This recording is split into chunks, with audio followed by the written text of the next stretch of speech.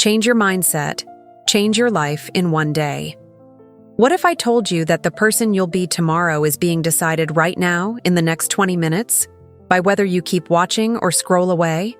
Most people will never hear what I'm about to tell you, and that's exactly why most people stay stuck. If you want to fix your entire life starting today, stay with me until the end, because I'm going to break this down into 7 simple pillars that actually work. And before we start, hit subscribe right now, because on The Word Creates, every single video is built to make you sharper, calmer, and more dangerous in the best possible way. Let's get into it. I'm not going to sell you a fantasy. I'm not going to tell you that mindset alone pays your bills or heals every wound. But I will tell you this: everything you do, everything you build, everything you become, starts with the story you tell yourself about who you are and what you're capable of. Change that story with intention, and your actions follow. That's not magic. That's mechanics. So let's rebuild the machine piece by piece. Raise your tolerance for discomfort. Here's the truth nobody wants to admit. Most people judge their entire life by their worst week. One bad week at work, one rejection, one failed plan, and suddenly the whole narrative becomes, I'm not good enough. But a week is not a verdict. A week is a data point. The people who actually build something real understand that consistency over years beats intensity over days. Systems beat goals. Competence beats appearance. If you only measure yourself in weeks, you'll quit right before the breakthrough, every single time. Quick question for you. Think about the last time you gave up on something. Was it because it was truly impossible, or because it got uncomfortable for a few days? Be honest with yourself. That answer matters more than you think. Here's your exercise. Pick one form of controlled discomfort this week. It could be exercise, cold showers, fasting, or 20 minutes of silence without your phone. The goal isn't the activity itself. It's training your mind to stay when everything in you wants to leave. That's the muscle that separates people who finish from people who start. Observe your thoughts instead of becoming them. Almost all suffering comes from thoughts we never questioned. I'm bad at this. I always mess things up. People don't like me. These thoughts arrive automatically, and if you don't examine them, you start living as if they're facts instead of guesses. You are not your thoughts. You're the one noticing them. That distinction changes everything. When you catch a thought like, I'm terrible at this, you can pause and ask, is that actually true, or have I simply not practiced enough yet? Most of the time, it's the second one. Try this. For the next 3 days, keep a small notebook, not your phone, an actual notebook, and write down every negative thought you catch about yourself. At the end of each day, go back and rewrite each one as a neutral, trainable skill instead of a permanent flaw. I'm bad with money becomes, I haven't built a budgeting habit yet. That single shift in language rewires how you approach the problem. Stop living in constant reaction.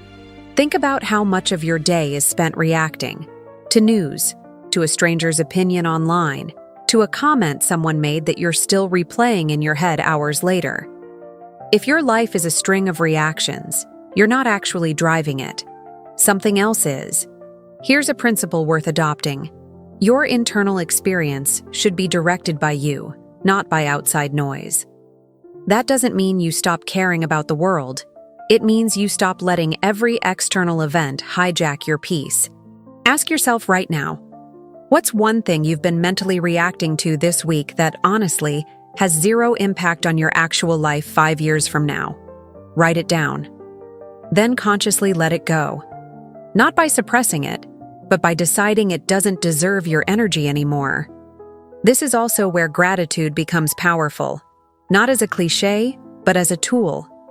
When you stop reacting to everything negative, you free up attention to notice what's actually working in your life. That shift alone can change your mood for the entire day. Take physical health seriously. Let's be blunt. A body that's poorly fed, sleep-deprived, and glued to a screen until 2 a.m. is not a body capable of building a stable, ambitious life. This isn't about becoming an athlete overnight. It's about the basics, done consistently. Sleep at the same time. Eat real food more often than processed food. Move your body daily, even if it's just a walk. Reduce the mindless scrolling that keeps your nervous system in a low-grade state of alert all day long. Quick self-check. How many hours did you sleep last night? And how many of those hours were actually before midnight? If the answer surprised you, that's your starting point. Fixing your sleep schedule this week alone will change your energy, your mood, and your focus more than almost anything else on this list. Get serious about your financial life. Financial stress destroys more relationships, more mental health, and more dreams than almost anything else. And yet most people never sit down and actually look at their numbers. So let's keep this simple. Earn more than you spend. Avoid unnecessary expenses. Avoid impulsive purchases. Grow gradually instead of chasing shortcuts. And stop trying to appear wealthier than you actually are. None of this is complicated. It's just uncomfortable because it requires honesty. Most financial breakdowns aren't caused by bad luck. They're caused by avoidance. People stop opening the banking app because looking at the number feels worse than not knowing it. Here's your exercise. Open your bank app right now, today, and just look. Don't judge it, don't panic, just look. Awareness is the first step every single time.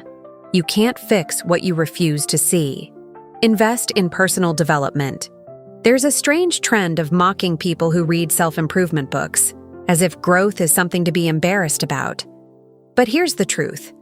The people who dismiss personal development the loudest are often the ones who never had to fight for anything in the first place. If you came from nothing and you're trying to build something, books on discipline, emotional control, financial literacy, and strategic thinking aren't optional. They're survival tools. Reading isn't about collecting quotes to repeat at dinner parties. It's about installing better mental software, one page at a time. Every book you finish is a conversation with someone who already solved a problem you're currently facing. So here's a simple challenge. This month, read just one book that teaches you a skill you don't have yet. Discipline, focus, communication, money management, whatever you're missing most. One book. 15 minutes a day is enough to finish it by the end of the month. Develop one skill and go all in. Here's something the internet won't tell you enough. The loudest voices online will convince you that everything is luck, everything is algorithms, everything is going viral by accident. It's not. Behind almost every person with real influence, real income, and real respect, there's a skill they developed obsessively over time. Writing, speaking, selling, building, creating. Someone chose one lane and became genuinely excellent at it. So ask yourself honestly, if you had to pick one skill to master over the next 2 years, the one thing that would open the most doors for your future, what would it be? Sit with that question. Don't rush the answer. This might be the most important decision you make this year. Once you have it, the plan is simple, even if it's not easy. Practice it relentlessly. Not until it feels good, until it becomes obviously undeniable to the people around you. That's when opportunities start finding you instead of the other way around. Bringing it all together. Look at these 7 pillars together for a second. Tolerance for discomfort. Observing your thoughts. Stepping out of constant reaction. Physical health. Financial discipline. Personal development. And one skill, sharpened relentlessly. None of these require luck. None of these require permission.